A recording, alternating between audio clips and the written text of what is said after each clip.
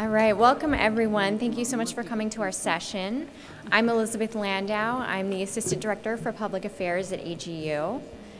We have a couple of different panels for our session today. Our first panel is going to give government perspectives on these issues. They're going to each give brief remarks. Then we'll have a panel Q&A, and we encourage you to ask questions during that time.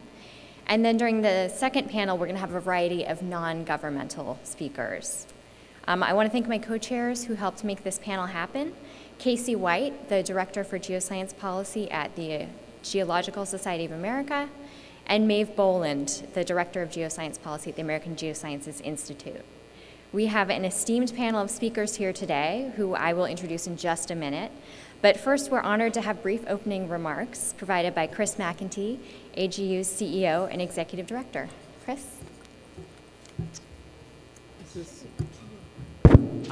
It's on. Good afternoon, everyone. If you wouldn't mind coming a little closer, those of you in the back, you don't have to come up to the front rows, but it would be really nice for us up here to be able to have you a little bit closer. We can't make these rooms smaller or bigger to be able to accommodate different audiences size, but that'll help us feel like we're having conversation with you. So thank you very much.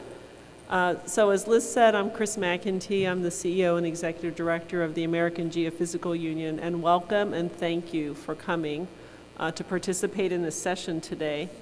I would like to echo Liz's thank you to our speakers who are with us and for those that are coming in the panel following them. And I know I'm looking forward to hearing their perspectives, and I think you'll find their perspectives extremely valuable as well. I think all of us represent sectors of the government and scientific societies here who really believe that scientific integrity is essential to productive, valid, and publicly accepted scientific research. At AGU, we are committed to scientific integrity across every part of our union, from ensuring that our publications have the highest possible scientific integrity, to providing members with outlets to report allegations of misconduct, and to making it safe at this meeting.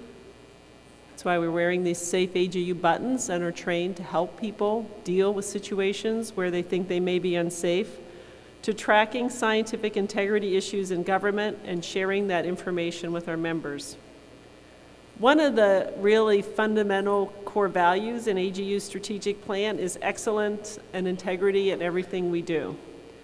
And because of that, AGU was really committed to making sure the ethics policy for AGU was very strong and that it informed us in terms of our actions and our words as we as staff operate, but also in all our programs across AGU.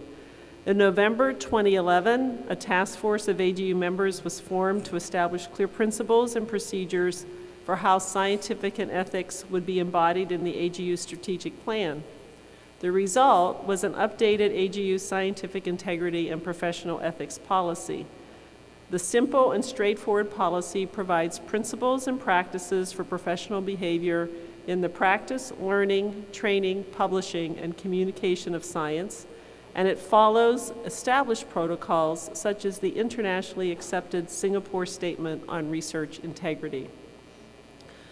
The policy was recently updated, and we have many members sitting in this room that participated in that, including the chair, that Mike McPhaden there, who led the effort to update it was updated, and added to it was a better definition of harassment, discrimination, and bullying in scientific endeavors as misconduct that undermines the entire global scientific enterprise.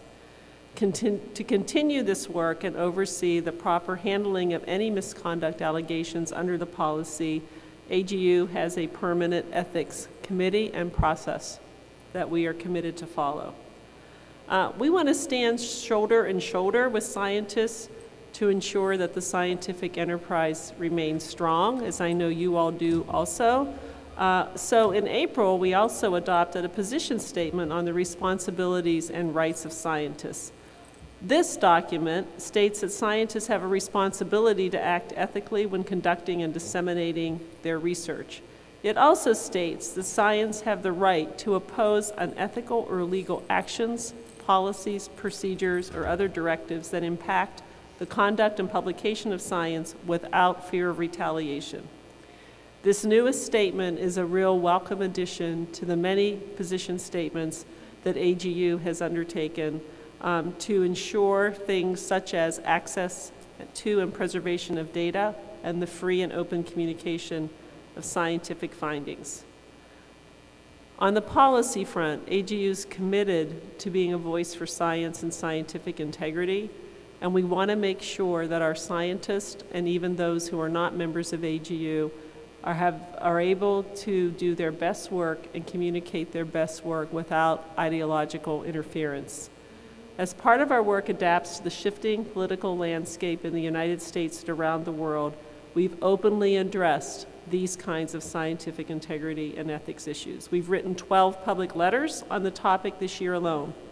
For example, in January, when some U.S. federal science agencies removed climate and other science information from their websites, and the EPA directed its staff to cease communications with the public, we wrote letters to the head of every agency expressing our concern.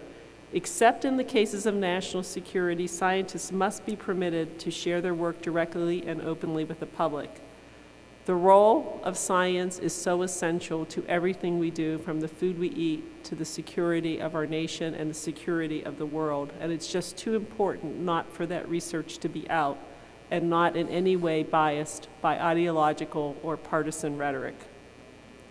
So I think we are open and encouraging honest and diverse viewpoints and conversations regarding scientific integrity, such as this one, but our fundamental values in guiding those conversations will remain the same in terms of a scientific enterprise where people are free to pursue their research interests, do it in a safe workplace environment, and not have their findings in any way hampered by any political interference, whether here or in the United States.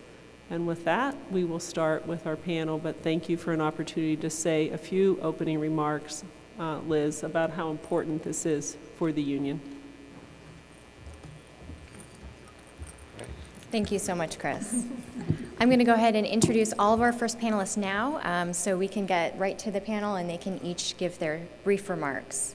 Our first speaker will be Linda Gundersen. Linda is retired after a venerated career, including 34 years at the United States Geological Survey, where she held positions such as Chief Scientist for Geology. She also co-wrote the Department of Interior Scientific Integrity Policy, which was released in 2011, as well as the update released in 2013. And she has chaired the AGU Task Force on Scientific Ethics and helped produce our policy on scientific integrity and professional ethics. After Linda, our second speaker will be Kay Koizumi. Kay is currently a visiting scholar in science policy at the American Association for the Advancement of Science. And previously, Kay served as the Assistant Director for Federal Research and Development and the Senior Advisor to the Director for the National Science and Technology Council at the White House Office of Science and Technology Policy. And before that, Kay was the go-to expert for science policy budget information at AAAS. Our final speaker on this panel was going to be William Werkheiser, the Acting Director of USGS, but unfortunately Bill cannot be here today. But we are very lucky that Linda kindly agreed to give Bill's remarks for him. So thank you, Linda, for that. And with that, I'm going to go ahead and turn over to Linda for her first talk.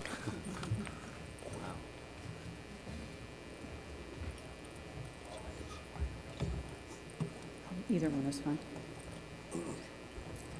Hi, good afternoon. Thanks for the invitation, and thank you all for coming. I'm going to be giving you an overview of the history of scientific ethics, very, very brief, and a recent history of science integrity codes. And I'm also going to be talking about some thoughts on the future and the issues that we have. Ethics has two meanings. It's a philosophical science that rationally examines our moral beliefs and behaviors. It also is the moral principles and behavioral codes that govern a person or group's behavior. It comes from the Greek ethos, meaning custom or habit. And so our scientific ethics has its origins in the ancient Greeks. Aristotle, his virtue ethics is really our root. He extolled virtue, truth, reason, honor, goodness, justice, and his idea of ethos, and he coined it, was practicing conscious choice with a moral purpose. Hippocrates, through the Hippocratic Oath, gave us one of the first applied ethics codes with respect for teachers and students and patients, reverence for life, confidentiality, and competence, and the avoidance of harm, injustice, corruption, and sexual harassment. So the origins of modern scientific ethics, including bioethics, medical ethics, environmental ethics, geoethics, all the scientific ethics, also have very strong roots in the actions that were taken in the wake of the atrocities of World War II. The Nuremberg Code in 1947 was created after the trials, and it included patient respect, consent and choice, benefits to society of science, the avoidance of physical and mental suffering, competency, appropriate methods and facilities, and proportional risk. The Belmont Report in 1978 was prompted by the tragedy of the Tuskegee Airmen, and it upheld respect for persons, consent, protection, no coercion, beneficence, doing good and maximizing benefit and minimizing harm, and justice, fairness and equity, and who benefits and who bears the burden. Now, I'm not going to talk about Hobbes and Kant and all the others. I'm going to bring us all the way up to modern time and the origin of geoethics, which started in the conservation movement, that started as a result of the writings of Aldo Leopold, and the environmental ethics movement that started with the writings of Rachel Carson. The concept of geoethics emerged in the 1990s. It was coined in several papers related to issues that we have as a global society in the Earth. And the International Association for Promoting Geoethics was started in 2012. Historically, the Cape Town Statement on Geoethics for geosciences is really big.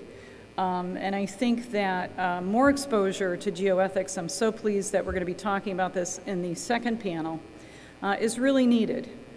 But in the Cape Town Statement, I'm not going to go through the whole thing, there's a very important statement about geoscientists and the unique abilities that we have that are required to investigate, manage, and intervene various components of the Earth system to support human life and well-being. We have that unique ability, and we have that unique responsibility. So today's scientific integrity norms pretty much have formed through accretion, all the way from virtue ethics up to now. You can recognize the first three there: beneficence, justice, and respect. The next six are from Fostering Research Integrity, the National Academy of Sciences' new report, and they're core values that the academies recognize: objectivity, honesty, openness, accountability, and fairness, and stewardship. Now, words like stewardship, clarity, utility, and reproducibility are words that are coming into our science integrity vernacular now because of issues we've been having with peer review and data management. And so it's through the accretion of issues as they come that we're filling in these integrity norms. On the flip side, with misconduct, or what is also called irresponsible or detrimental or questionable behaviors, fabrication, falsification, and plagiarism, which I'll call FFP, has always been, since the late 1980s, at the core of the definition of misconduct. But so many other behaviors have been of concern, and once again, we've accreted these concerns, including things like conflict of interest, theft of intellectual property, false authorships, and now discrimination, harassment, and bullying. Modern scientific integrity and misconduct started in the 1980s. There were a lot of high-profile cases, and Congress had enough of it and passed the Health Research Extension Act of 1985 and said institutions need to review scientific fraud. So the Public Health Service and the National Science Foundation from the 1980s through the early 1990s struggled with coming up with a definition of misconduct, but they had FFP always at its core. They also had the word fraud in there at different times, federal and legal requirements, and other serious deviations from accepted research practice. And NSF actually used that language to prosecute a fairly heinous sexual harassment case in 1989.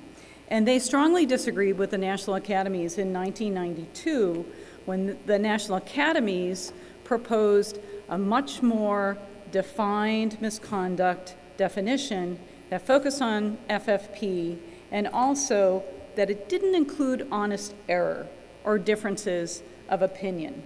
Finally, OSTP came out with the Federal Research Misconduct Policy that included FFP, the ideas of honest error and opinion, and that it must be a significant departure from accepted practice. And that's generally what a lot of our policies have now. And then we were faced with the silent but now open dialogue on sexual harassment. And so the American Astronomical Society in 2016 put out their draft policy that included violations of their code as including misconduct, FFP, and discrimination, harassment, and bullying.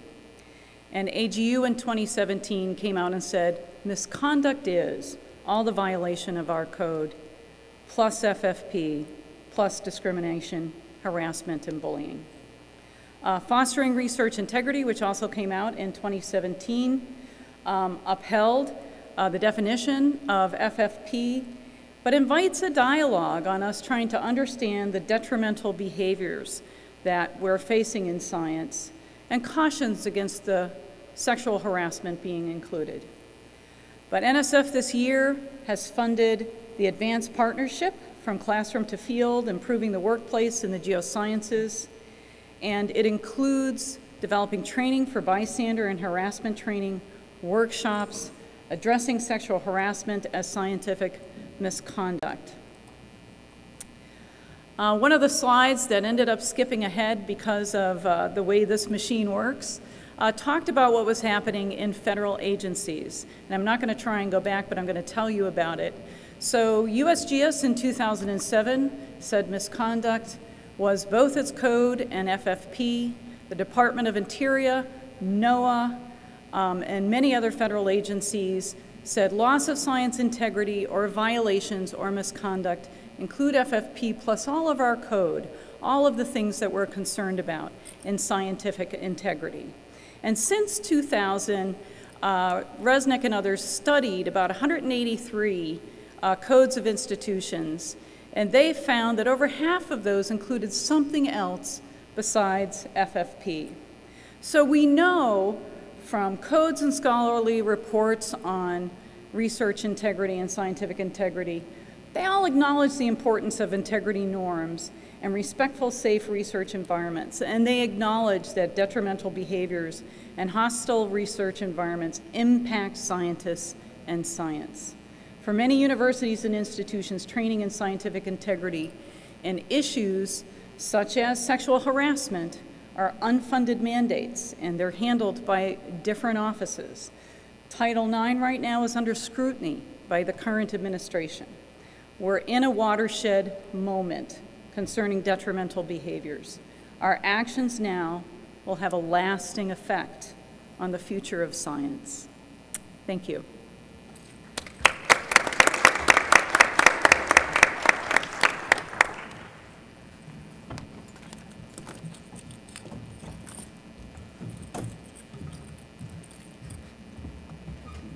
Good afternoon, AGU. This is Koizumi. So I'm here on this government panel, even though I'm no longer in the government. But I am here talking to you today because I was at the White House Office of Science and Technology Policy for 8 years during the Obama administration. And there, well, it's a good thing I was there for 8 years because it took that long to get to where we are on the scientific integrity policy that I'm going to talk to you about today. So let's go back to the beginning. For me, the beginning was January of 2009. So in January of 2009, in his first inaugural address, President Obama said that his administration would restore science to its rightful place. Few short words. What did he mean by that? Among the things that he meant by that was to implement a government-wide scientific integrity policy. So soon after the Obama administration took office, in March of 2009, he issued a presidential memorandum on scientific integrity that provided guidance to federal government agencies on policies for implementing scientific integrity. And he tasked OSTP, my office in the White House, with developing a government-wide set of guidelines for scientific integrity policies. And that happened in 2010, December of 2010. So I should say that when I say scientific integrity, I want to be clear about what I mean. So scientific integrity, when I say it, means the communication of scientific results. It's, in a positive way, it is the ability of government scientists to communicate freely about the results of their research to the public, and the ability of scientific information to be used with integrity in decisions that government agencies make. It is often defined in the negative as well. That is, the scientific integrity is also preventing political interference in the communication of scientific results, or distortion of scientific results within government decision making. So that, as I describe it, this is a subset of issues that we often talk about in the broader conversations of scientific integrity. When I say research integrity, I'm talking about some of the other issues that have already been described. So when I say research integrity, I mean the freedom of the conduct of research from FFA, falsification, fraud, and plagiarism, and the freedom of the conduct of research from some of these behaviors that are detrimental to the research enterprise. So I want to be clear that when the Obama administration was tackling scientific integrity policy, it was tackling this set of issues around the communication of science by government agencies and the use of scientific information in government policy. And I'm happy I have a chance to say that now because, as an independent review of the government policy pointed out, we never really defined scientific integrity in the policy. That was kind of deliberate because we never really got to a consensus definition for it. So my apologies, I'm trying to correct that now. So what the OSTP memorandum tried to do was to provide a framework for all government science agencies in the US government to have strong scientific integrity policies. And some of the features of that policy memorandum are listed here. A culture of scientific integrity, strengthening the credibility of government research, making sure that to the extent possible we have the free flow of scientific and technological information, and having principles for conveying that information to the public and to policymakers. We also had, with that, policies that were intended to prevent the political interference in scientific communication. A large part of that was ensuring that there were no political litmus tests or other political screenings for scientific federal advisory committees that exist throughout the US government to provide scientific advice to government agencies. And we also wanted to make sure that government scientists and engineers were allowed to participate in their professional communities well, for like this one at the AGU. So those are the principles that we are articulated. Now, that was a 2010 policy. It took a while because every government agency was encouraged to write its own scientific integrity policy, recognizing that all of our many science agencies, like the National Science Foundation, the National Institutes of Health, Department of the Interior, all had very different scientific portfolios, cultures, and missions. So to have a one-size-fits-all government policy did not make sense. But after articulating the framework, we wanted to make sure that every agency had a scientific integrity policy in place and procedures for implementing it, so that going forward, every agency that has a science portfolio in the government would have an active and consistent way of implementing scientific integrity. So the date on this blog post, December 2016, almost 8 years after the first presidential announcement. It took that long to get to a point where we could say federal science agencies do have strong scientific integrity policies in place. And so the punchline at that date was that 24 federal agencies had scientific integrity policies in place that were consistent with those guidelines that were issued in 2010. You can see them all here, and you can also access each agency's scientific integrity policy.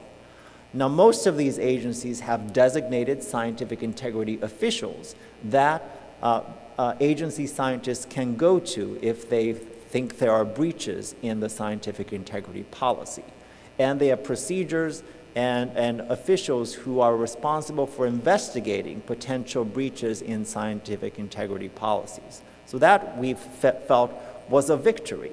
And as far as I know, I've been trying to keep up ever since I left the government with how these scientific integrity policies are going. By and large, these scientific integrity policies have helped. Agencies are continuing to implement them.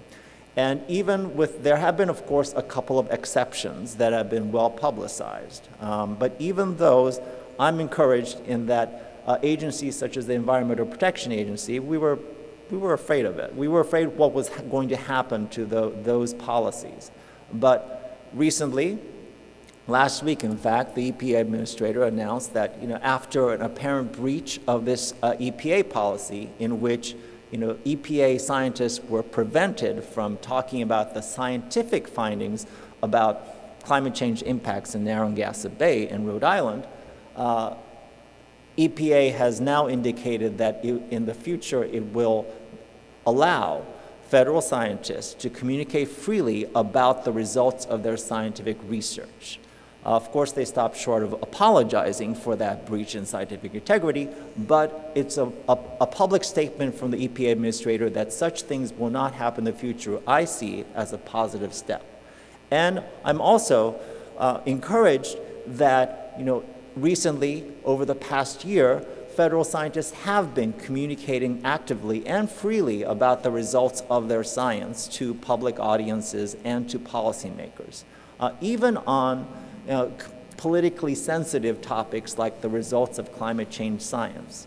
So another one of the projects I was working on with the help of some of the people in the room was to make sure that the U.S. Global Change Research Program's scientific results were communicated freely and openly and used in policymaking.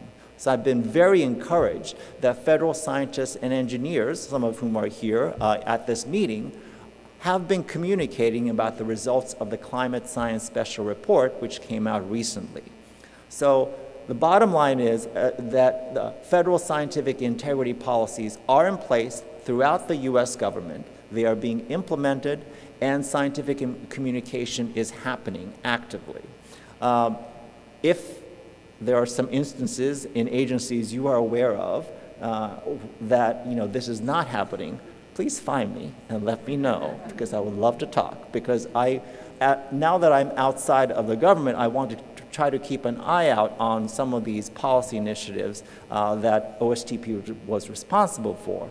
And I want to do whatever I can, and I join with community members to make sure that our government scientists have the support, the tools, and the advocacy they need to keep doing their jobs in doing the good science and communicating the results of that science. So what is happening now? So what next is a good question. Obviously, there's a new administration in Washington, D.C. It's obvious to me because I'm no longer in Washington. I'm no longer working in the government. But anyway, so with the scientific integrity policy, as I said, those policies are in place. They are being implemented. But there has been a recent push within Congress to try to make those policies more enduring through writing scientific integrity policies into legislation.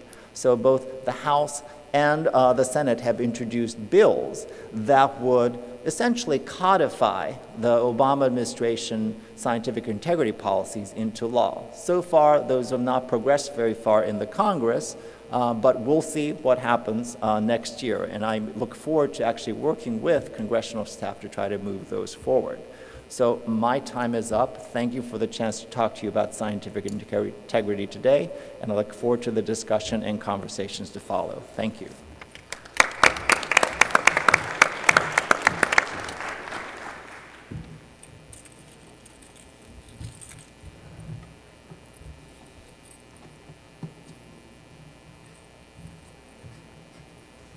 It's me again. Good afternoon. I'm honored to be here speaking on behalf of Bill Werkheiser, and he sends his regrets for not being able to attend. I think most of you know that science integrity is a subject I care pretty deeply about, and the last couple of years of my career is very lucky to be able to focus on it. Oop. There we go. Scientific excellence, reliable, reproducible, timely data, that's what we're about at USGS. It's our core. We have an unusually diverse integrated science mission that encompasses geology, biology, hydrology, geography, information science. And many of the challenges we face as a society require these data to facilitate resource management and conservation, the mitigation of the impacts from natural and man-made disasters, and resource competition, as well as environmental and habitat health and preservation. But we can't do any of that without scientific integrity. Our processes, methods, and policies must be beyond reproach. They must be trusted and transparent, not only across our own organization, but to all of our stakeholders. And at USGS, integrity starts and ends with people. People who conduct the science, who support it, who manage it. We hold them all accountable.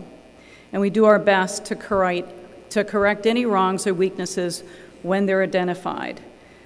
People are literally the bedrock of scientific integrity at USGS. USGS implemented its first Bureau-wide integrity policy in January of 2007.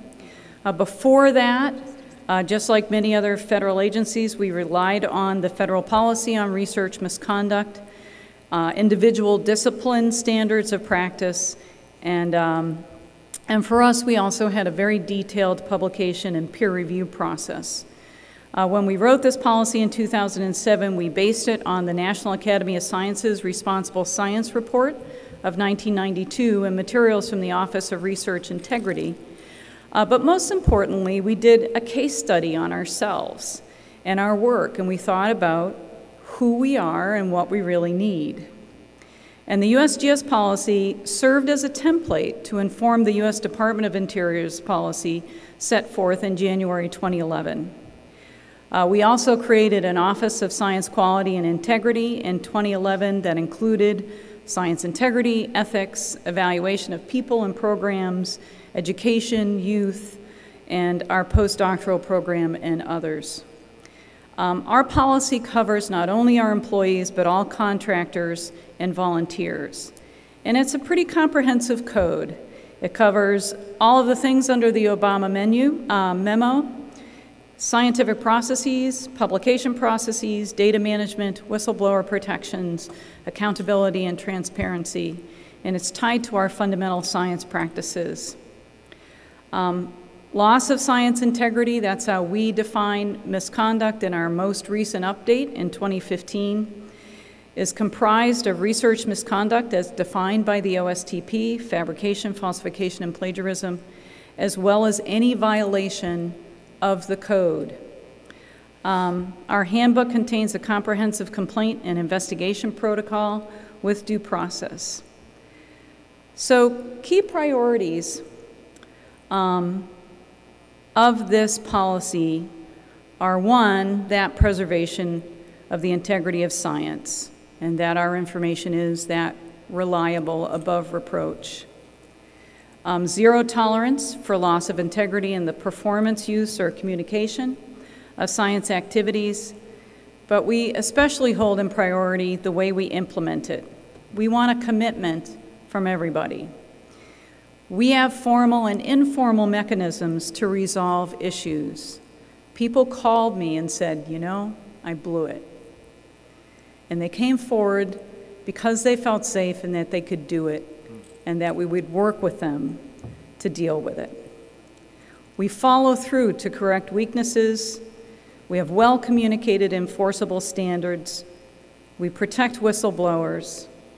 And we have training and outreach to foster awareness and consistency. And in the end, people know where to go when there's a problem, and they feel safe doing it. Many of you might be aware that last year, USGS discovered a data falsification breach in one of their labs, for which Bill Werkheiser went before Congress to explain. But in the end, it spurred USGS on to commit to strengthening its scientific integrity framework and its quality management across all the labs, not just the biggest ones. USGS implemented numerous actions to mitigate the impact through notification to those affected, letting go employees, and mobilizing lab managers to immediately address any weaknesses. USGS established a strategic lab committee, a community of practice to ensure that laboratories are in compliance and have good QA/QC. We completed a laboratory census, so now we have a comprehensive and full understanding of all 361 of our laboratories. We're launching a laboratory web portal for sharing and access and facilitating the lab community, and a quality management system working group to have consistent standards, processes, documentation, and accountability bureau-wide.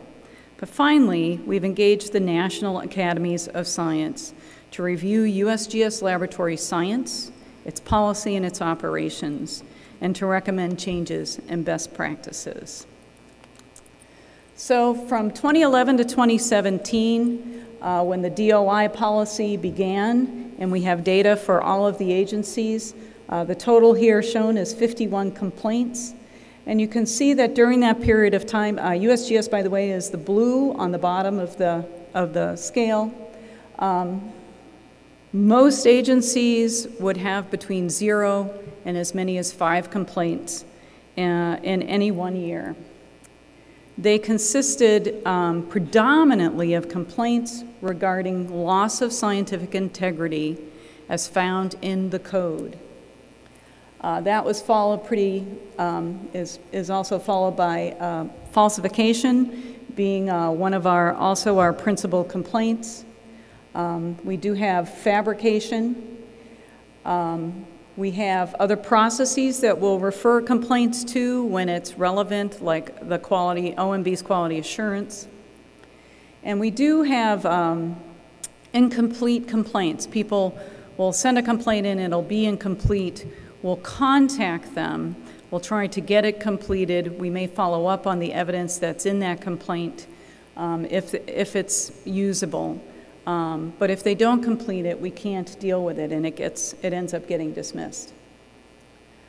So, in summary, our goal of the USGS scientific integrity policy is to have a culture of integrity, not just a culture of compliance.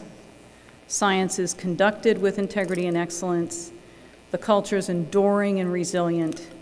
Scientists and scholars are widely recognized for their excellence. Employees are proud to uphold the high standards and lead by example.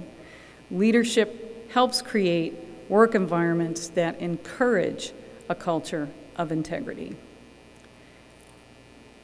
Thank you again for the opportunity to speak today. All right.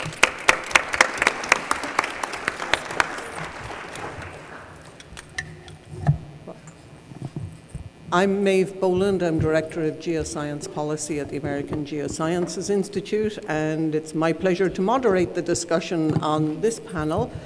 If you have questions, I'm not sure, is there a microphone there? If there is, please use it, and please identify yourself, and we'll be happy to have a stimulating conversation. Please. All right, thanks. My name is Gretchen Goldman. I'm with the Union of Concerned Scientists. And I had a question about if any of the panelists had learnings or reflections now that the policies have been in place under a new administration for a year. I think, I and perhaps some of you, when the election first happened, thought, hey, this should be a pretty good stress test of these policies and how they'll operate under an administration that didn't own them. And, for example, I think we're sort of learning that there's a couple things, about policy versus practice, and who has authority and sort of feels empowered to process the violations. And so I'm just curious if you had any sort of reflections on how they're working, and if there's anything that you might have done differently. I know, for example, like at different agencies, the processes are slightly different, and the level at which scientific integrity officers are different, and I think that does potentially have implications about how much control they're able to exert, and so I just was curious your thoughts. Yeah, and at Department of Interior, that issue you just brought up. I think it's on. It's on. At the Department of Interior, we did have a concern that the science integrity officers all be at the highest level that they could and responsive to the directors of their bureaus. And it took a while to achieve that. And one of the ways that we worked with that was we actually, when there was a conflict of interest or we perceived that there might be an issue, we use science integrity officers from other agencies within the Department of Interior, and that worked very well, especially when it came to issues of the Endangered Species Act and everything else. It was good to have another agency dealing with some of those complaints, and it made sure that the process was very fair and that there wasn't any undue influence. And so I'm very pleased with the results of the complaints that I was able to work on and I was familiar with, and I did a number of them for the other agencies within the Department of Interior. We rigorously tested the steel of the Secretary's office several times when we had publications that they wish we didn't put out, but we prevailed, and so I think it's seen some excellent tests. We're really happy to work with NOAA and EPA and other agencies on a quarterly to monthly basis. We have a Science and Integrity Officers Roundtable where we talk about issues that we have, and we're able to bring, with some confidentiality and some privacy issues, and help each other work through those issues, and that's been very helpful. Yes, that still goes on. Yeah, a different agency hosts it.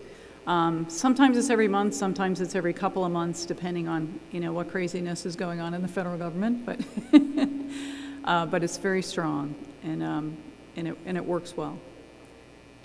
Yeah, and I would just add that stress test is a good way to describe some of these activities. But I think so far I've been very happy that many of our theories that animated the Obama administration OSTP's activities have have held up pretty well. I mean, one theory was to try to get as much activity as possible to the civil service level.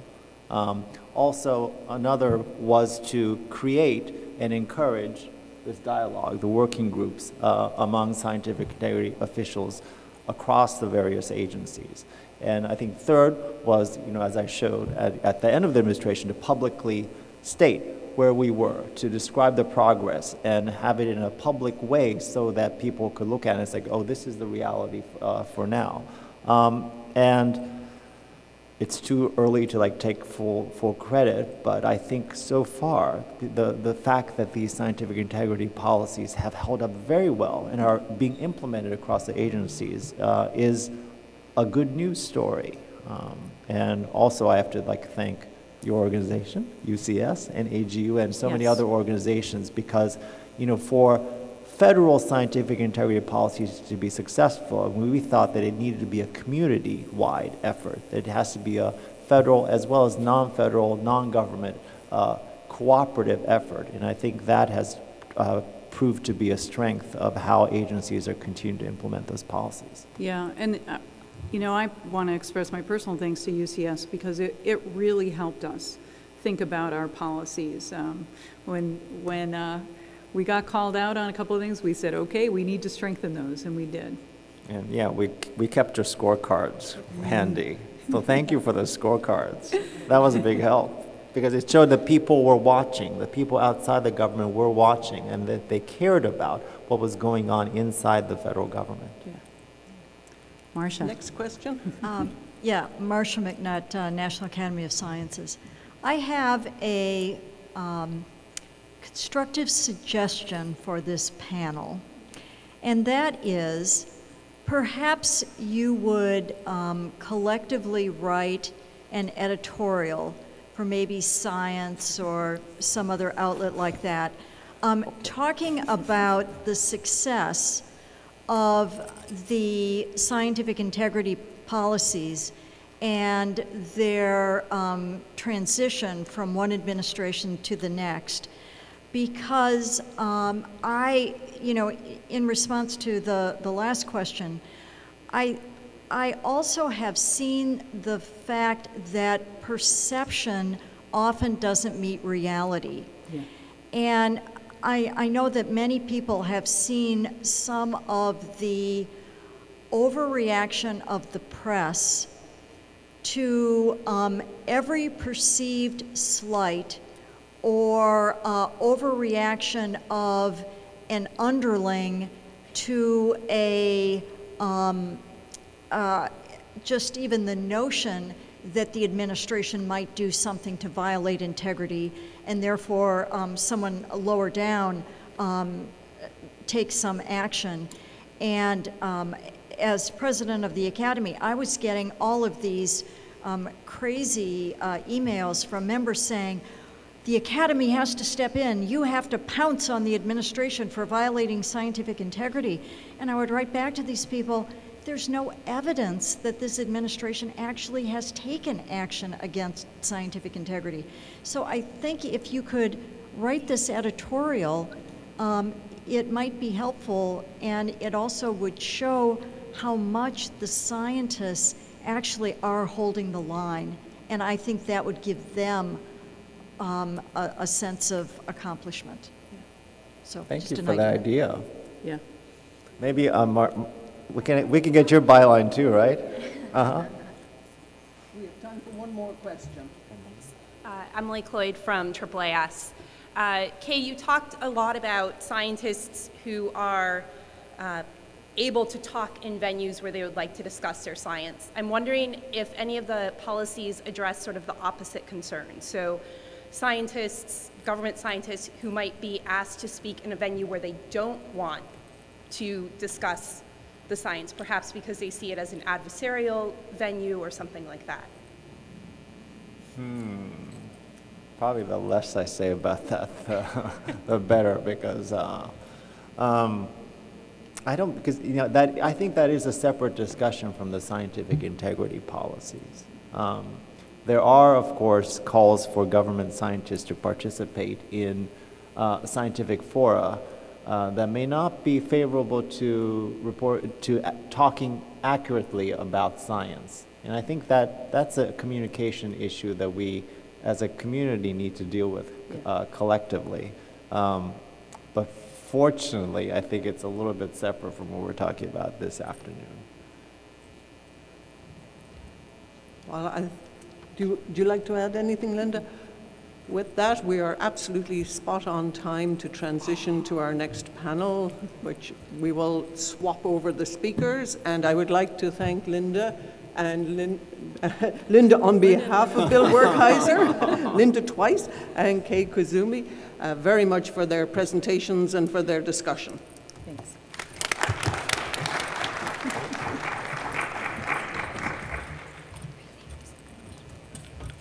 All right, I'd like to ask our next group of panelists to come on up, and while they're coming up here, I'm going to go ahead and do introductions so we stay on schedule. A big thanks to all of our speakers from our first panel. On our second panel, our first speaker will be John Geissman. John is a professor and head of the Department of Geosciences at the University of Texas at Dallas, and served as the president of the Geological Society of America in 2011. In addition to his research on paleomagnetism and rock magnetism, he has worked on scientific integrity and ethics issues at his university and published a number of papers on the subject matter. Our second speaker on this panel will be Mike McPhaden. Mike is a senior scientist at the NOAA Pacific Marine Environmental Laboratory and was president of AGU from 2010 to 2012. During that term, he oversaw the initiation and implementation of the AGU ethics policy. Our third speaker will be Susan Kieffer. Sue is a professor emeritus at the Department of Geology at the University of Illinois and the Emeritus Walgreen University Chair. In addition to her research on geological fluid dynamics, she's also vice president of the International Association for Promoting Geoethics. And then our final speaker today will be Marcia McNutt. Marcia is the president of the National Academy of Sciences, and she has held previous positions such as editor-in-chief of the journal Science, director of the USGS, as well as science advisor to the U.S. Secretary of the Interior. And with that, I invite John to come begin the panel.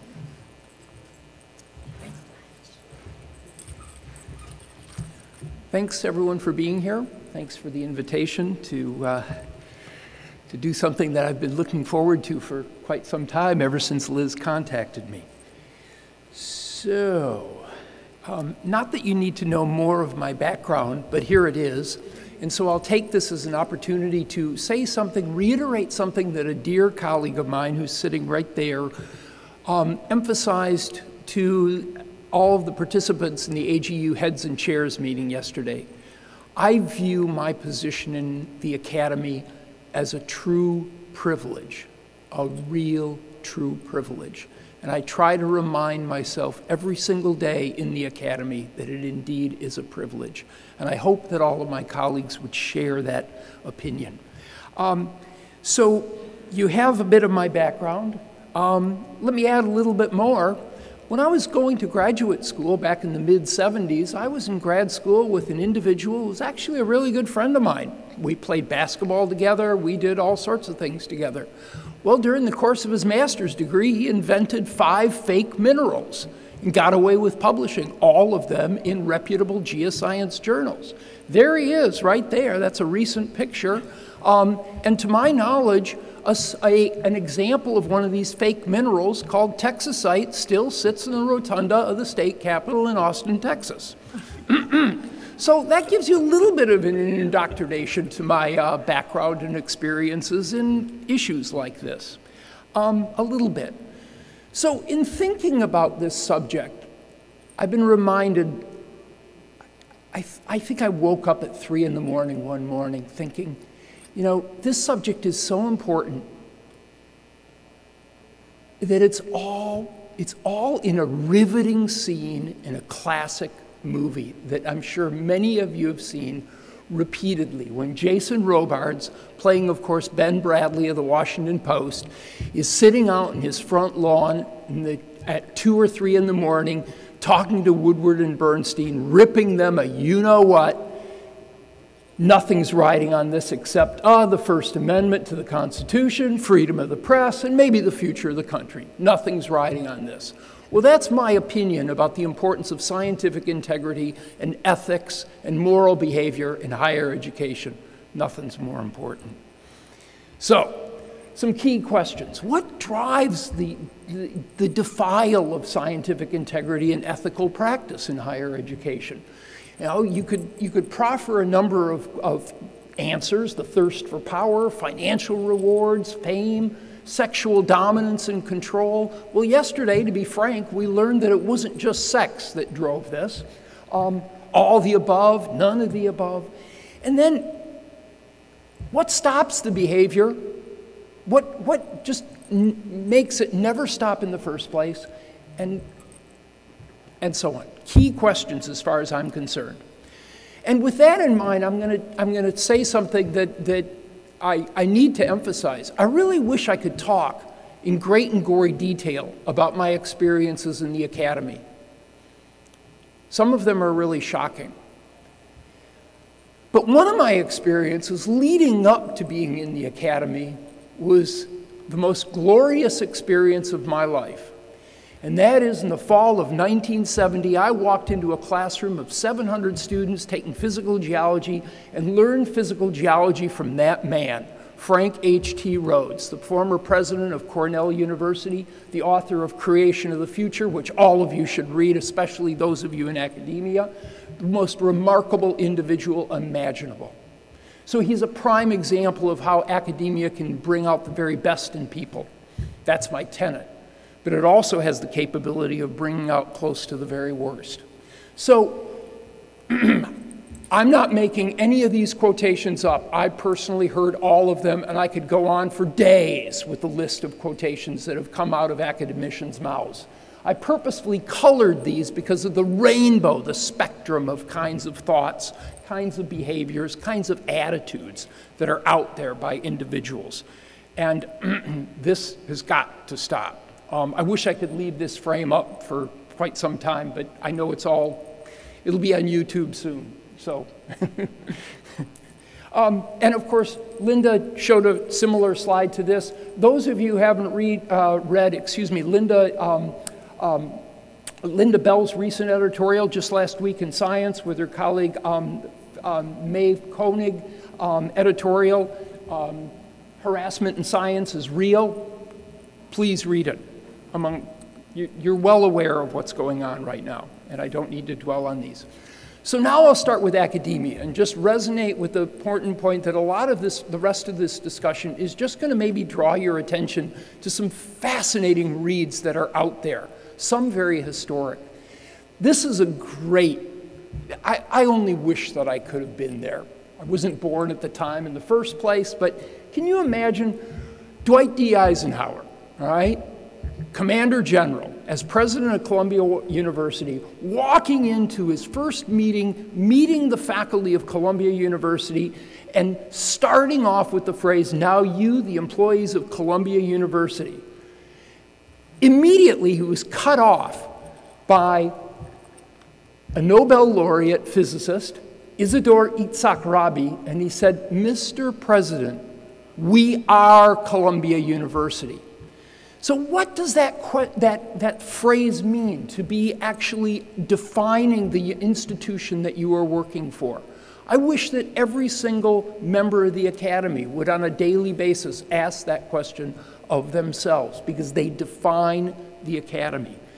So over 100 years ago, a group of, well, some crackpots, some gadflies, some interesting characters were thinking about that question when they were crafting the organization of the American Association of University Professors and coming out with their very, very important 1915 statement, Doctrine on the Declaration of Principles of Academic Freedom and Academic Tenure.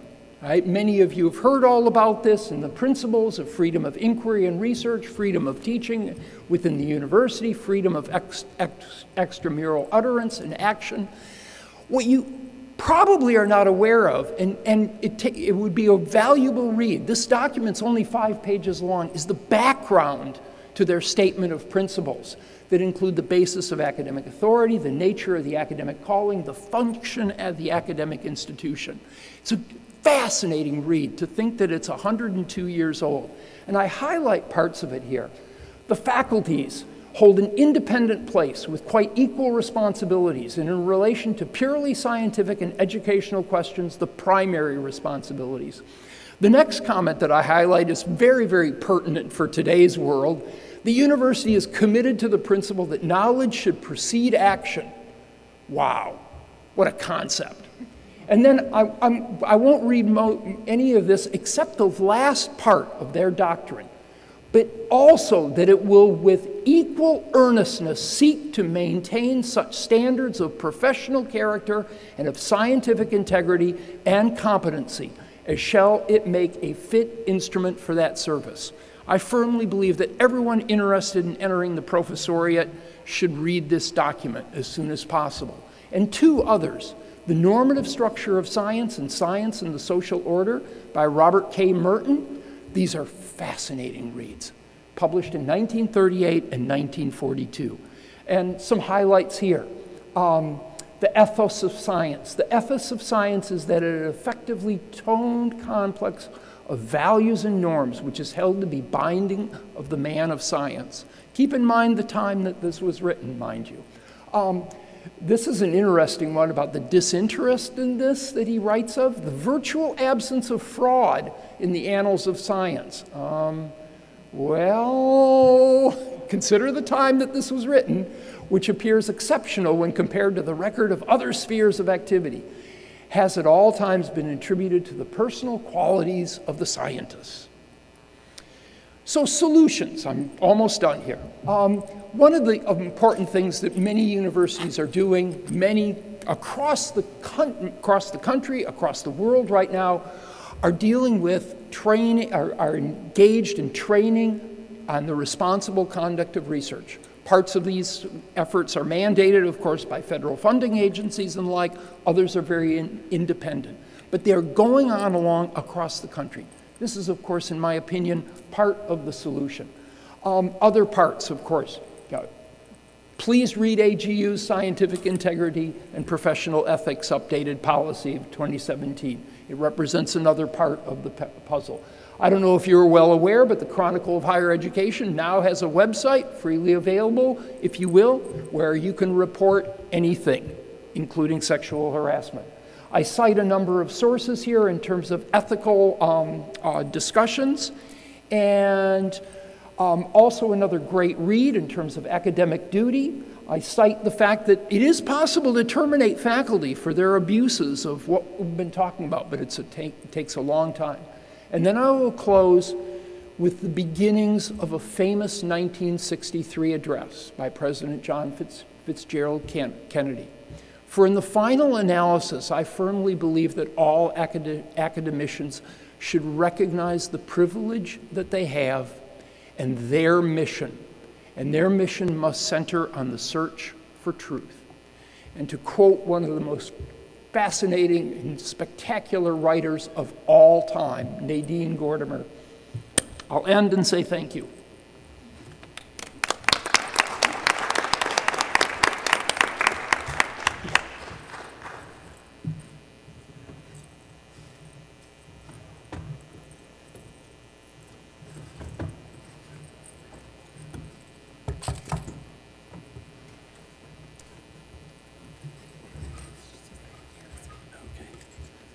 Thank you. Thank you for joining us this afternoon. I'm going to update you on our new AGU ethics policy and give you a little bit of background for why we formulated this and what some of the key changes are. And a subtitle for this talk might be emphasis on the issue of sexual harassment, because that's one of the main motivators for this updated policy. So I don't have to tell you that the news has been awash with stories of sexual harassment in sciences. These are just a few headlines from 2017, but this is a long-standing and persistent problem in our field. And of course, some of these revelations are being played out against a backdrop that's much broader in our culture.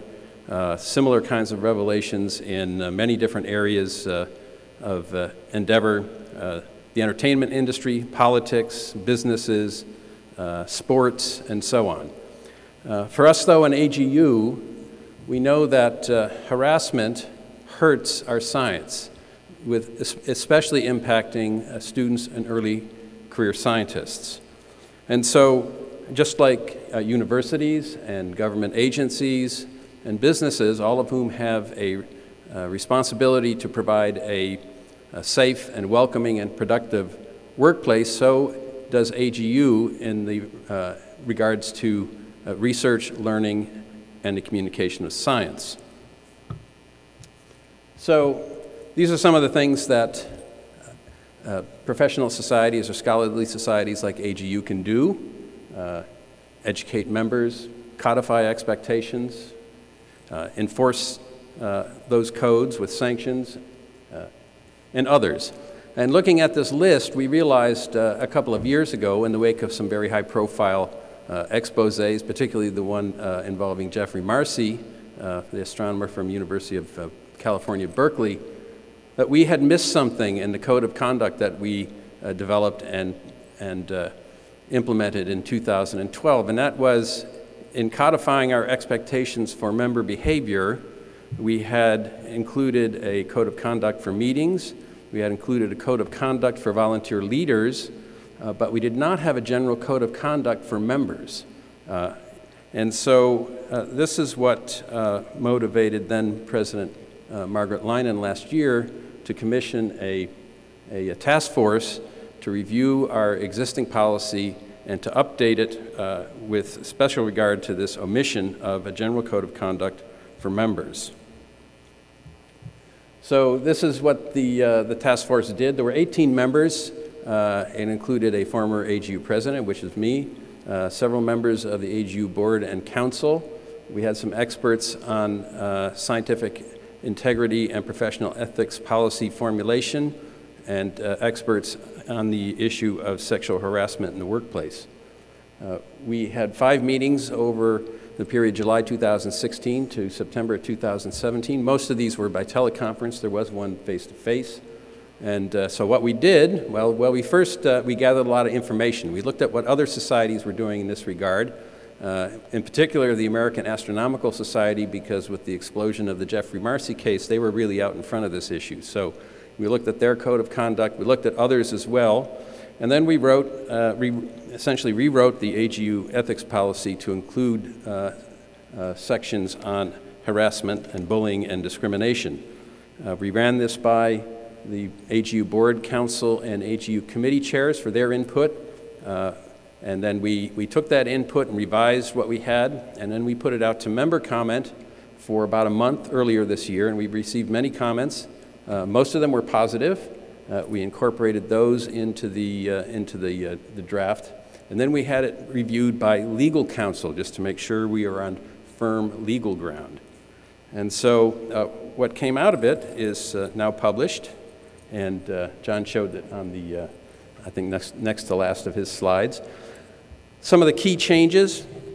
The first one is we expand the AGU definition of scientific misconduct to include misconduct towards others, and particularly harassment, bullying, and discrimination. This expands the definition from the more traditional one that Linda talked about earlier, which is fabrication, falsification, and plagiarism. But our attitude was that anything that hurts the scientific endeavor or the scientific enterprise is something that we should label as misconduct.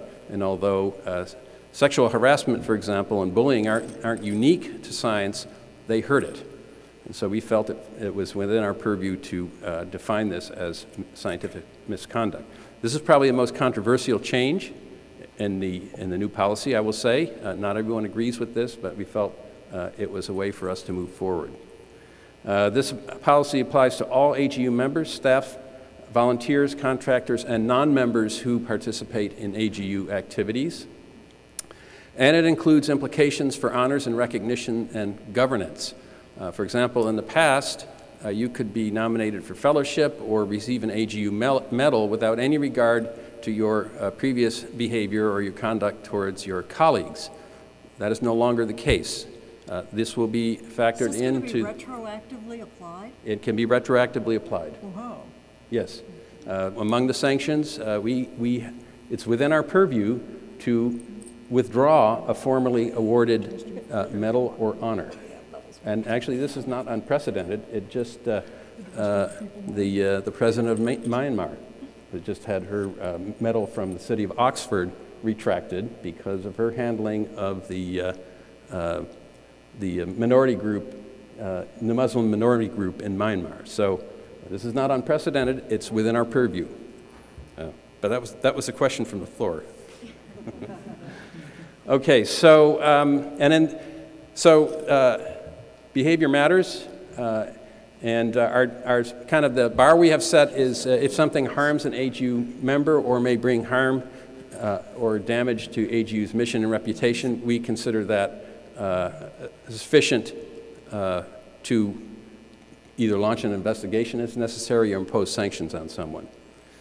We are implementing now a sanctioned self-disclosure, which is similar to a conflict of interest self-disclosure, which is to say, for example, if you are nominating somebody for an award, you have to say, to the best of my knowledge, I believe this person has not ever been investigated for or is not under investigation now for any breaches of professional ethics. And likewise, that same kind of sanctions self-disclosure will be applied for those who run for AGU office. And finally, you know, we want the policy to be aspirational. We want to inform and educate our members about what our expectations as a society are for their behavior to their colleagues. We do not want to, nor can we be a policeman for all 60,000 members around the world and all the people who are not members that are within our circle. But on the other hand, we do have a reporting procedure for those who feel that that code of conduct has been violated, and we do have sanctions. I just talked about one a moment ago that we can impose on members. So the policy has teeth. We hope we don't have to exercise it. That would be the case in an ideal world, but we have actions that we can take. And we have no fixed statutes or limitations. It's going to be on a case-by-case basis. We can go back 25 or 30 years depending on what the situation is. So where are we now? Approved by the Board and Council in September, and implementation is in progress. Here's the webpage if you want to download the ethics policy and the procedures for reporting. By implementation, I mean we're now, for example, this special session is an aspect of the implementation to educate and inform members about the policy and our expectations. Safe AGU, you've seen the green buttons. That's a new program. Anyone who's feeling uncomfortable or witnessing inappropriate behavior can go to somebody with one of those green badges. They've been trained to help in these situations. And educational sessions for example, workshops on bystander involvement, a number of different special workshops that we're conducting as well. And then finally, we're going to launch an ethics center. This will be done in collaboration with other societies to educate and promote best practices for addressing harassment, diversity, inclusion in the workplace. And this will be done in collaboration with the National Center for Professional Research Ethics, and we'll launch it sometime early next year. So in conclusion, I want to say that AGU is doing its part to help bring about culture change with regard to harassment in research, education, and communication of science. We are doing it not alone. We're doing it with other organizations, AAAS, American Geological Institute, American Chemical Society, American Women in Science, the Earth Science Women's Network, and others. So we're doing this collectively, and collectively we're sending a message of no tolerance. And we are also putting in place the programs and the procedures that we think will make a material difference for the benefit of our members and the scientific community in general. And I would say there's reason for optimism. You see the groundswell of these reports coming out. I mean, this is a good sign, painful as it is. And just a couple of days ago, Time magazine named me too as the person of the year. So, you know, I salute all those people who have come forward with their stories. I think those stories may be the most powerful force for culture change, and you know, we need to help support that effort. Thank you.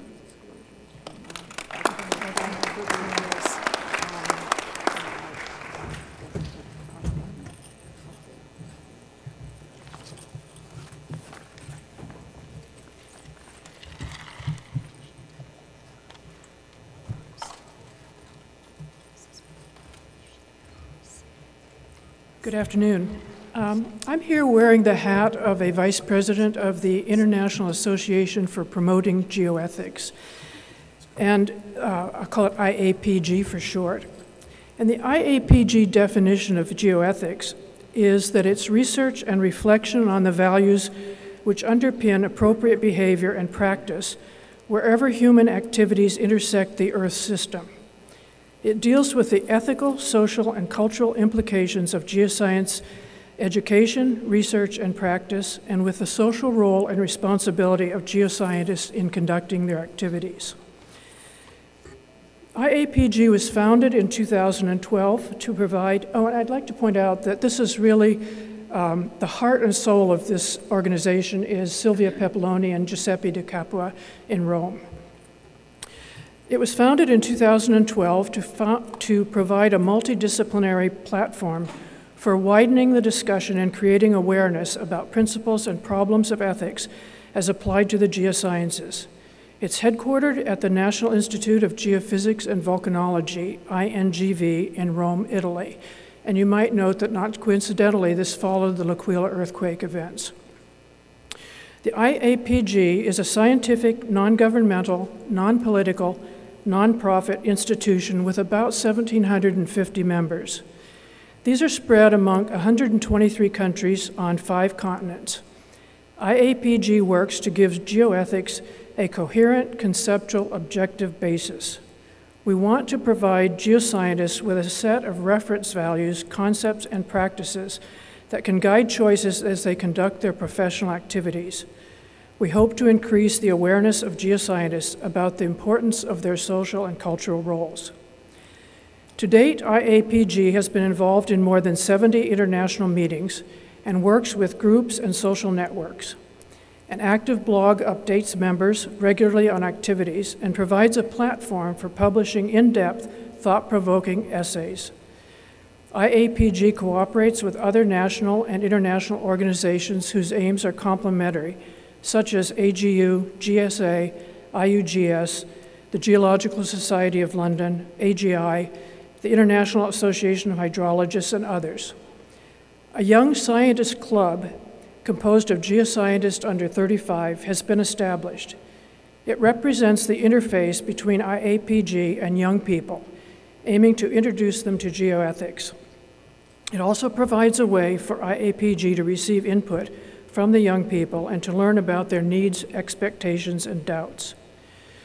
The organization consists of an executive council composed of a president, 2 vice presidents, the second vice president is in India, a secretary general, a treasurer, and 6 continental coordinators for Africa, Asia, North America, South America, Europe, and Oceania. All of the members belong to its General Assembly, which meets every 4 years during the International Geological Congress. IAPG at the moment has 28 national sections whose purpose is to coordinate efforts in promoting geoethics and to enlarge the IAPG network in each country. There are corresponding citizen scientists that together form the IAPG Board of Experts. Each expert has competence on a specific theme, such as geoethics and georesources, or georisks, ethical aspects in engineering geology, risk communication and education, research integrity, geoparks, and geoheritage. Many documents, articles, books, and tools have been produced and are free for download on the IAPG website, geoethics.org. How do I get the next slide? There we go. The most important document released by the AAPG is the Cape Town Statement on Geoethics. This is a product of international effort, and at the moment it's supported and endorsed by 18 geoscience organizations, including AGU. This document is also available on our website. It summarizes the fundamental values of geoethics and ethical duties of geoscientists. An important part of this document is the geoethical promise addressed to early career geoscientists. It is modeled after the Hippocratic Oath of Medicine. The concepts and values of geoethics are synthesized in this promise: the responsibility towards society and the environment in conducting our profession as geoscientists, our duty to be qualified and to assure competence, intellectual honesty, the duty to spread our geological knowledge, respect for earth processes, and promoting geoeducation and outreach. As an example of one current activity, a task group on responsible mining is working on drafting a white paper about values, concepts, and best practices to be considered in mining for future generations in the context of sustainable development. In Italy, there's actually a movement to make this geoethical promise a part of the graduation ceremonies for finishing the school year, and it would be accompanied by a certificate. So we encourage you to join IAPG. Membership is free and takes only a few minutes. We would be very glad to receive any contributions from you, especially ideas, initiatives, and participation in task groups, etc. Such contributions would be a big help in expanding our activities in this important area of work. Thank you.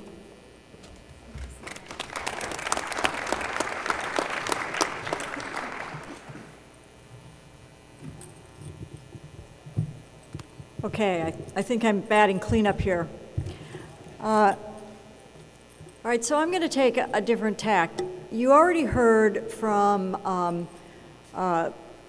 the earlier speakers about the National Academy's role in the scientific integrity report, and you've heard about policies, you've heard about training.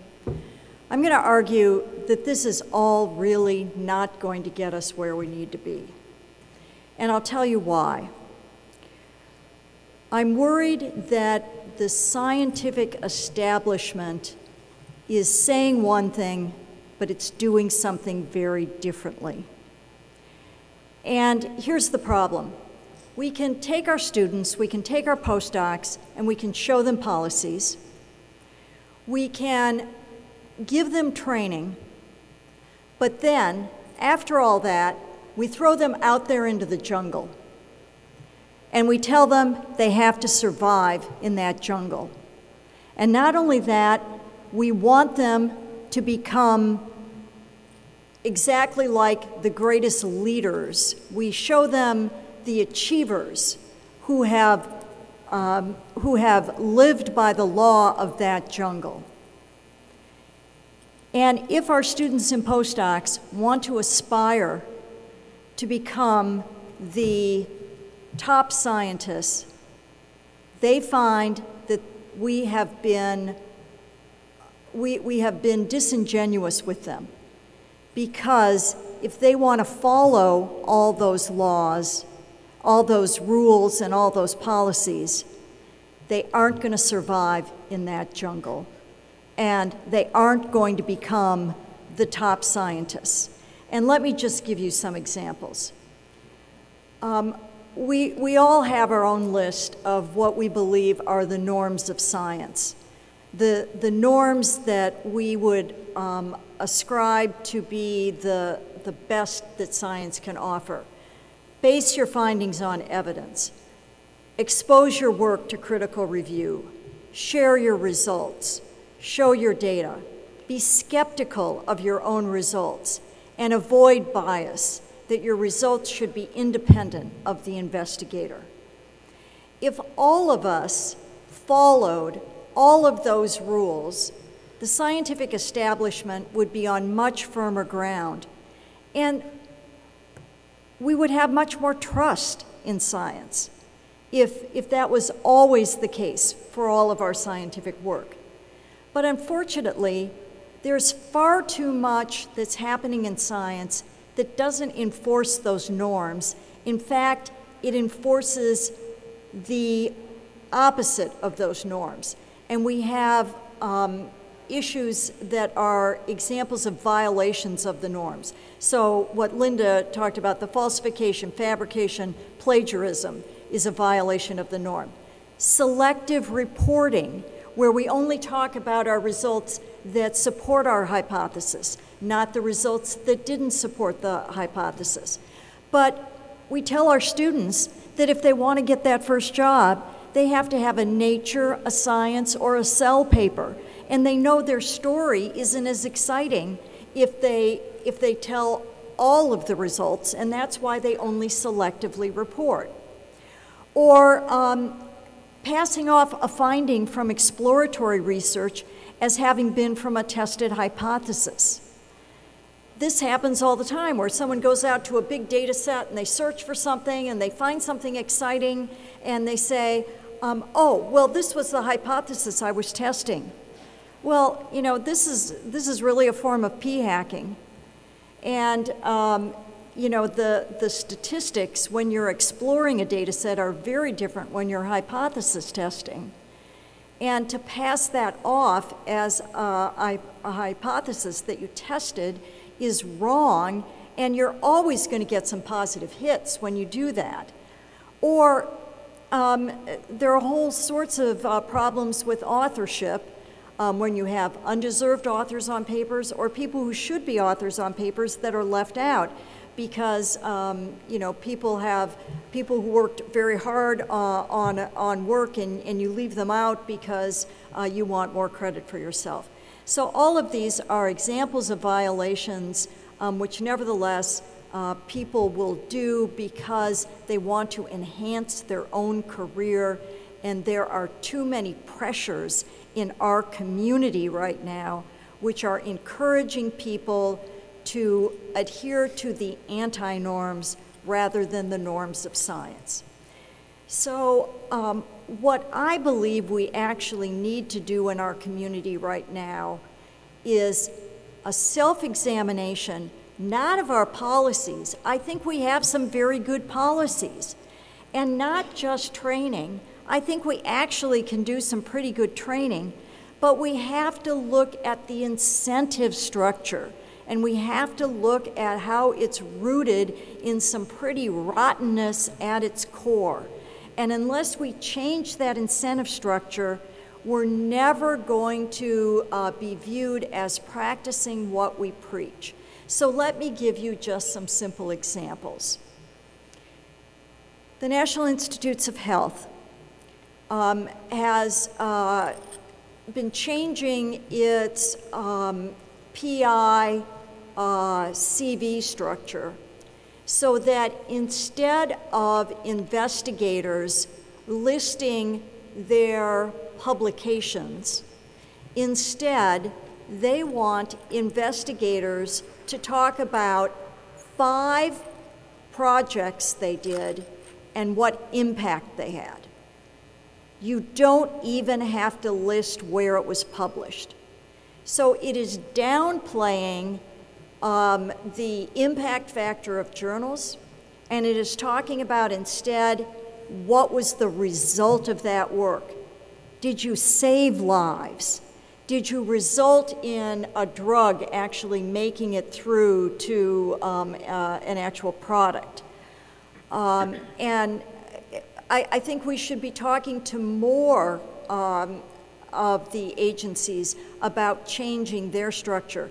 We've already crossed that line about not listing every publication, so it's not about numbers anymore. It's about your most important research output. Now let's start de-emphasizing where it was published and instead what the impact of that work was. Did it open a new line of research? Did it lead to an exciting new discovery that encouraged other people to follow up on it? Was your work reproducible? Did it get reproduced, et cetera? We also have to be thinking about the way that people are going about their research methodology and rewarding those people who are consistently putting out the very best data sets, the very best methods, and work that is being constantly reused by others. I'm tired of hearing people, well, I collected my data and I put it in a publicly accessible data site. I really want to know how many times it was taken out again. How many other people used your data because the metadata was so excellent, because the data set was viewed as so valuable, because when you published it, it was so clear that this data was of great value. So that's the kind of thing I would like to learn about and reward people for. I'd like to see journals spending more effort on things like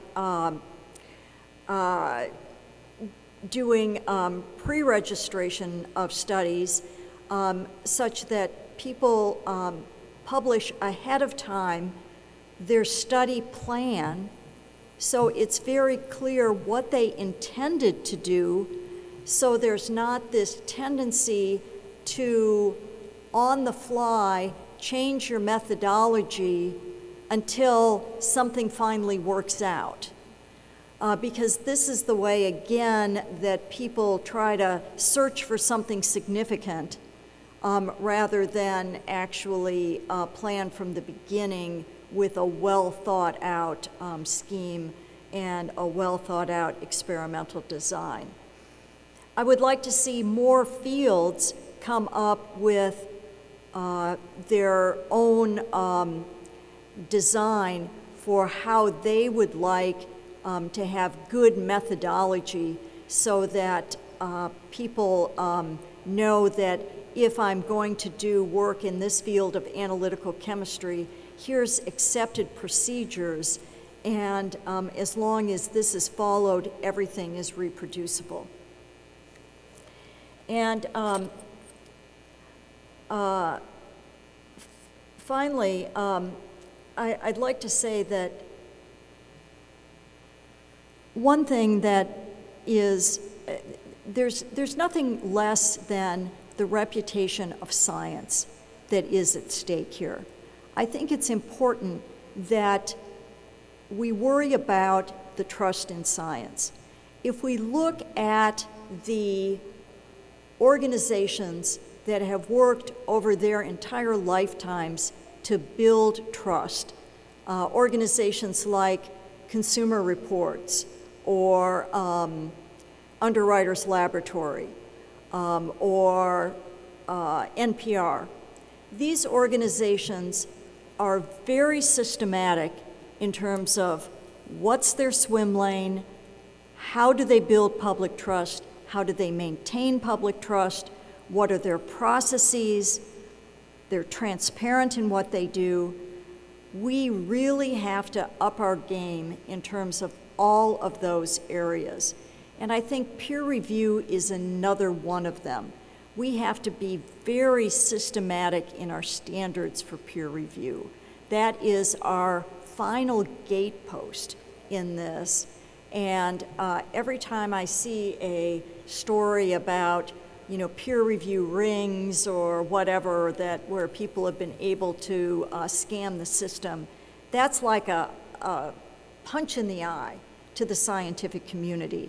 So I really think this is something that we have to get much more systematic about how we're doing it. I think using ORCID IDs is going to help, but we need other safeguards too for our peer review system. So I think I'll stop there.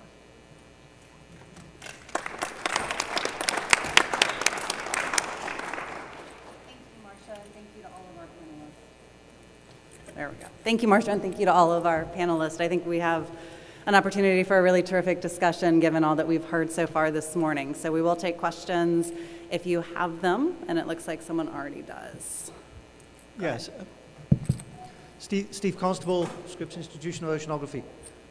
Marcia, I don't think I totally agree with you that all the top scientists have got there by skirting the edges of ethics. but I hear and agree with a lot of you've been saying besides that. Kathy and I teach the ethics and professional science at Scripps, and one of the frustrating things about that is that the studies have shown that teaching, as you say, teaching ethics doesn't make people more ethical. But what it does do is increase the reporting of ethical transgressions. And when you're talking about, upping our act, I think one of the things we can do is change the cost-benefit ratio for behaving poorly. I think that throughout the academic system, people have got ahead by behaving badly, or got ahead and behaved badly, because it hasn't cost them. And quite frankly, part of our academic system has behaved a little bit like the Catholic Church by passing on poor behaviors from one institution to another without publicly calling them out. So I think this combination of training the next generation to call it out, and then the people in charge, like us, making the consequences not worth the behavior in the first place, is one way we can pull the lever on this thing to improve the situation. Yeah, so Steve, I didn't mean to imply that I think the people who are, at the top got there by skirting the ethics, but I do think that for young people today, and I see this less in the geosciences than I see in biomedical research. Biomedical research has become so cutthroat today because of the competition, mostly brought on by the doubling of the NIH budget, and then it flattened out. So the doubling of the NIH budget led to this baby boom, and then so that there was this huge influx of young people into the science, and then the budget flattened out, and so all these people came into the field, and then there was no continuing increase in the budget in order to accommodate them in the field. And so there was this intense pressure on all of these people to obtain funding. Success rates plummeted. And so what happened was they saw that by playing by the normal rules, it was very, very difficult to get ahead. The average age at which a young person in the biomedical sciences got their first PI grant was 46 years old. And so you can imagine the pressure that put on them to find shortcuts. But I agree with the rest of what you said, and we have to find other ways to reward people for doing the right things. Good afternoon. My name is Thomas. I'm from University of Texas. And before I ask my questions, I would like to say that as a feminist, I really welcome the updates of the ethicals of the AGE and also the presence of leading female scientists in this panel today. Well, as people say, hindsight is always 100, but I would like to ask the panel what your opinions on why it takes up to 2017, the 17th decades after the establishment of AGU for the ethical codes to be updated to include sexual harassment and non-tolerance to perpetrators, many of these who are really successful in the field and have been in the field for years without any punishment so far. Okay. Thank you.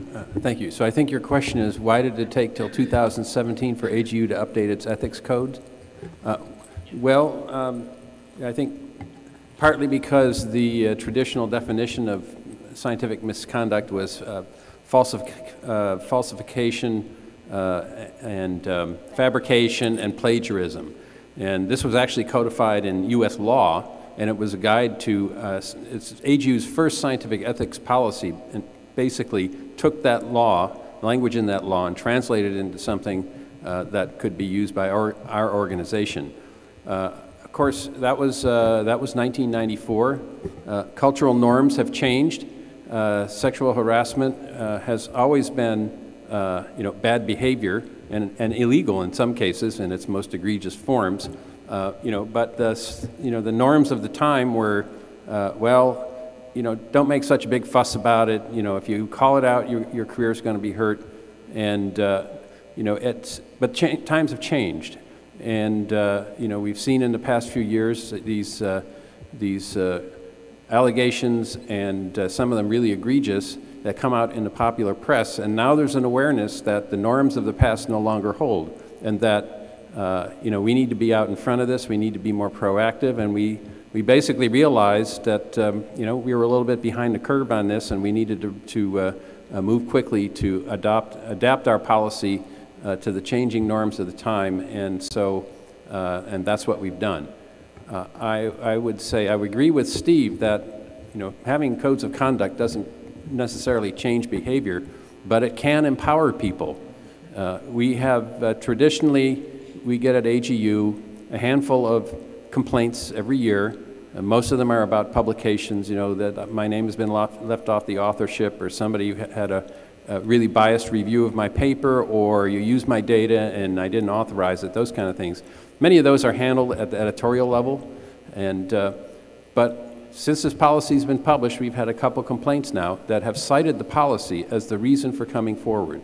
And so, you know, it's taken us a while to get to this point, but we're now at this point, and we're ready to move forward.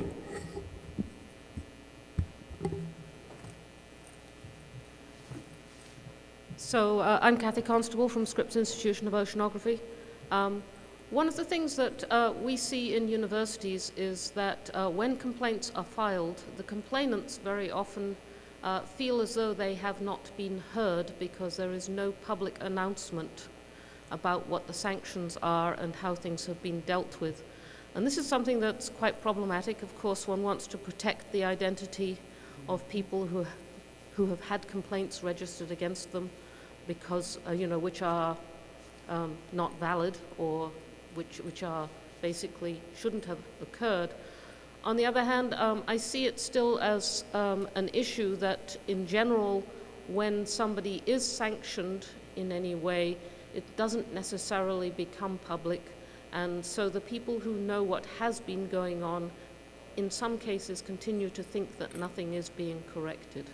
And I wonder if you see some path forward for how this could be done better, maybe by publishing summaries of what kind of things are being sanctioned.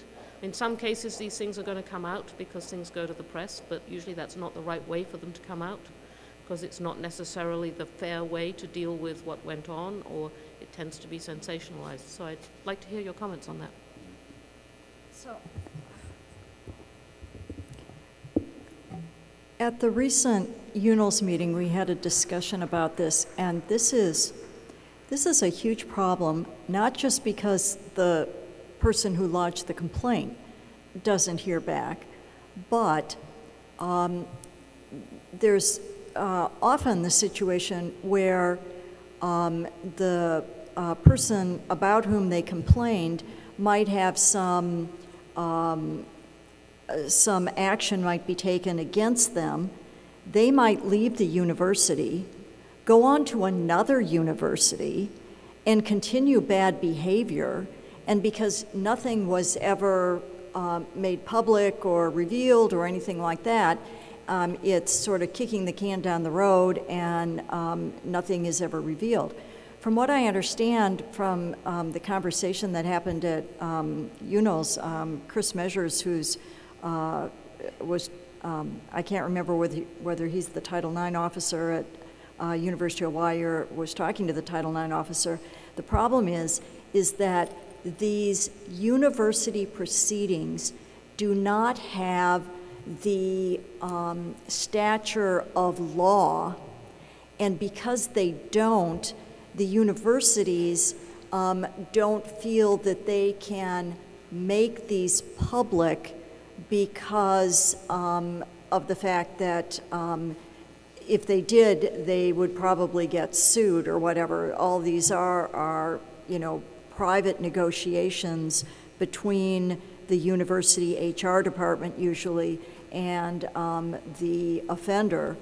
And so, you know, in this morning's session, I was saying that Jackie Spire, who's the congresswoman from, one of the congresswomen from California has introduced the Me Too Act in Congress, which will at least make it public when public funds are used to pay out for the misdeeds of congressmen. Because, and I think that is perfectly legal because that's public money being used to, you know, to compensate the victim of a congressman. But, you know, I don't know in these cases at these universities, I would say if these are public funds being used, or if, usually it's not public funds, but if these are public institutions, maybe something could be done. But if they're private institutions, I think it would be very difficult. May I add to Marcia's comments? I can cite 2 examples, which I won't, but fully support your statement, Marcia, in terms of the fear of legal action. And I can also cite cases where there actually was legal action taken against administrators by the individuals who had been complained of. And as a result, the aftermath is that the administrator wouldn't touch anything for fear of additional legal activity. And we're not talking about trivial amounts of money that were involved here. And so, you know, and to add to that, I can cite cases where I've simply been told point blank, we don't want to deal with this because we are afraid of the individual in a variety of forms. And as nasty as that sounds, as hard as it sounds to swallow, I've heard those words. And coming from, because we know that, and just going back to Steve's comment, you know, in terms of us being sort of in charge, we really aren't in charge. And department heads and department chairs are really not in charge. All they can do is report something. The administration is in charge. And so as part of Marcia's excellent proposal in terms of simply, I would, you know, simply changing the incentive structure, we also need to change the structure of what happens to individuals when they're actually perpetrators of this, that, and the other thing. Well, we and could put more teeth into. In principle, we could start that whenever there's a violation of the law, then there can be a record of it happening. I agree with this stuff about internal negotiations where something is agreed upon. That's very hard to deal with, but if you've got a Title IX violation, or if you have a research integrity investigation by NSF or NIH, for example, those things ultimately become public. They just can take quite a while to happen. But very redacted, if you've ever tried to read them. Yeah. Thank you. So at the end of my first talk, I propose whatever it is we do now, it's going to really impact the future of science. And in my talk, I talked a lot about this accretion of science integrity norms. And those accretions happen sometimes because we're deliberate and sometimes because we're in a state of emergency and we have to do something about it. And I think that there's not really enough research in terms of how effective science integrity norms are, how much training is effective, how much policy is effective. But we do have some general research out there that says when you're in a culture where you have rules and they aren't enforced, flagrantly aren't enforced, you end up with a lot of infractions against whatever those rules are.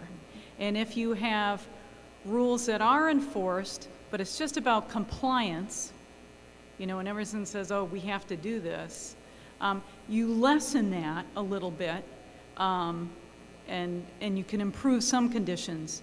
But when you have things that change the culture, when your leadership, when everyone takes part of it, everyone is committed to it, and you have those rules, and they encompass all the behavior. And I really think it's important that we take our norms of integrity, all of them, and have them be part and parcel of misconduct, so that people know all of it is included. It's all to help.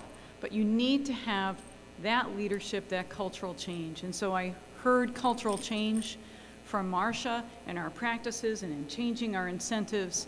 I heard, you know, leadership and exhibiting at the highest levels that all integrity norms fall under misconduct from Mike and what AGU is doing. And I've heard the frustration from some university folks about the culture that they're living in and how hard it is to fight that culture. So once again, my last note was, what do we do next? So I'd love to hear what you think.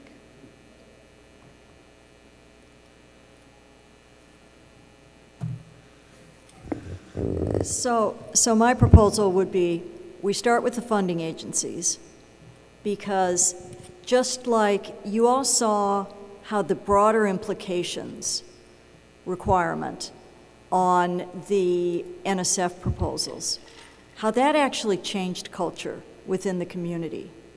So you could imagine that how we might think about structuring a new requirement on how the CV is done and an integrity requirement on it that could have far-reaching implications on the culture of our community.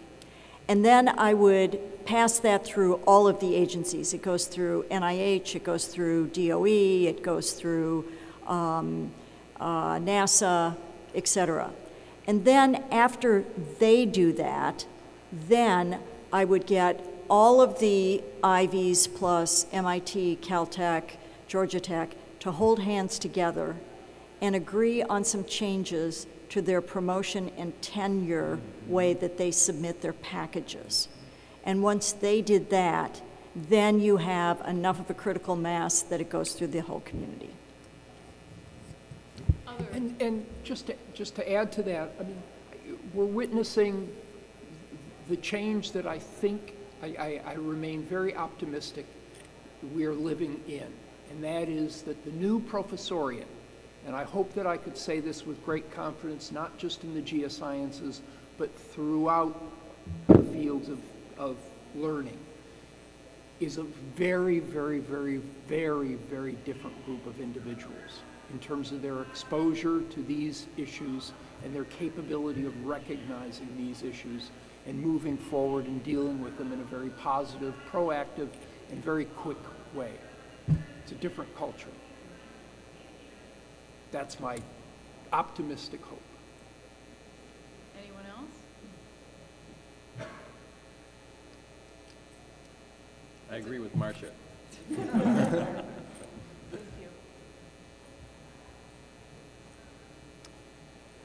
I'm James Bila. I'm here as a freelance science writer.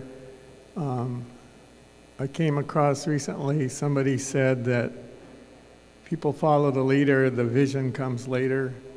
And that's kind of a caveat because we're kind of beginning with the vision, and I do know if you want good answers, you have to ask the right questions.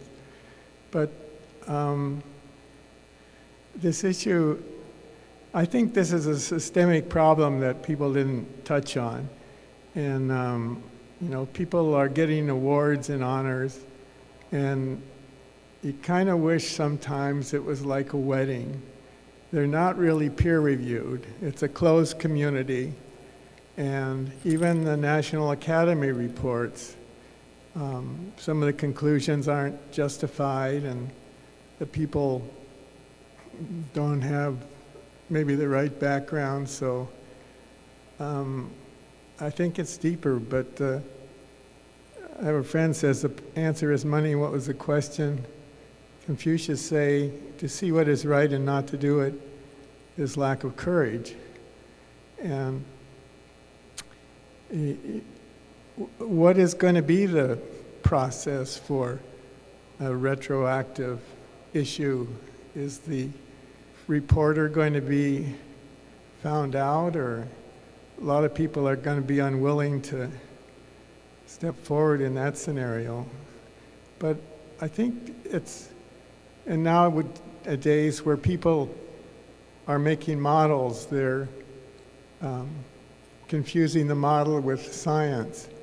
And they don't distinguish, and they don't bother to check whether experience validates the model. The experiment doesn't justify. So, and then we also have a university issue where people come to the university and get a PhD, and they're not as broad as they used to be in the earth sciences. And then they stay on at the university, train other students to do models. And so we've got some systemic issues, I feel, but Confucius say, better a diamond with a flaw than a pebble that is perfect.